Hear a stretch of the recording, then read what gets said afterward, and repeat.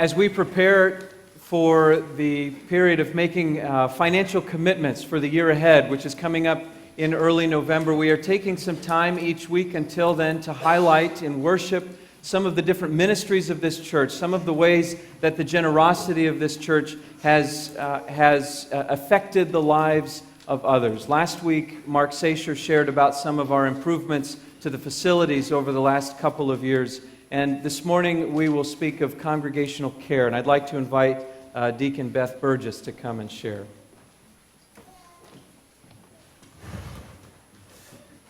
Good morning. In case you don't know my name, I am Beth Burgess, and I am representing the Deacons. And I've been asked to give you a short personal story. Many years ago, every Sunday morning when the choir was done rehearsing before church, I was greeted by Lee and Tom Fisher at the back of the church, always with a smile, a handshake, and a "how are you doing?"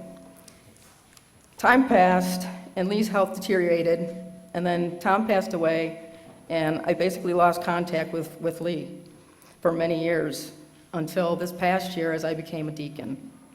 In August, we went to serve communion, and the second person we visited was Lee Fisher.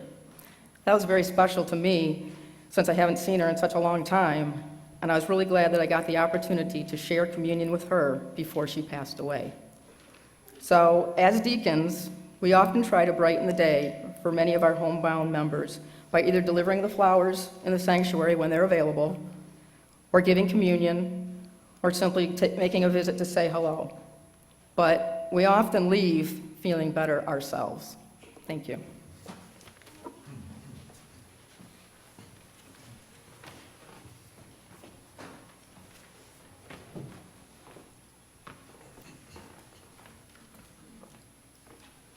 Good morning. My name is Gail Lafferty, and I'm representing the Stephen ministry that you have in this church.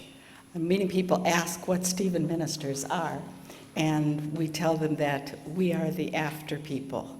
We provide care, confidential, walking alongside people with Christ's love after the phone call that you hoped you'd never get, after the funeral when everyone has left and the emotions you've held at bay come crashing in on you, after the last child honks the horn, waves, and drives away, and the house suddenly becomes very empty, after you find a pink slip with your final paycheck, after your family and friends have heard your story one too many times, but you still need to talk about it.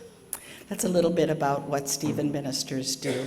We have a cadre of Stephen ministers that you have provided for in this church, and they include, and I'll ask you to just stand up briefly, Sandy Trombley, Gail Perrin, Carrie Rusted, Carrie, and Janine Staley. So we have been providing active Stephen ministry, and some of the things that we hear from our care receivers are, "I can't tell you how grateful I am for all that you have done for my mother. I feel as if I have a sister here caring for her when I could not. Thank you for all your kind words and understanding. I cherish the thought that you brought my mother so much comfort. Please stay in touch." Or, "You do so much for everyone in your life, your church community, and everyone who is lucky enough to cross your path in a day.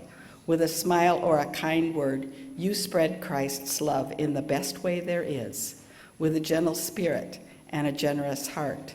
You're a special person, and you're so appreciated. Thank you."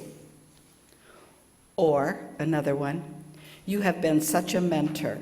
I've been able to open up about how I feel about God and Jesus, how they are so very important in my way of thinking, my confidence in myself. I feel that I am able to let my thoughts be shared with you. I feel at ease in doing so. Thank you just for listening." Those are just a couple of the notes that are your notes, because you make it possible for these things to happen. Thank you.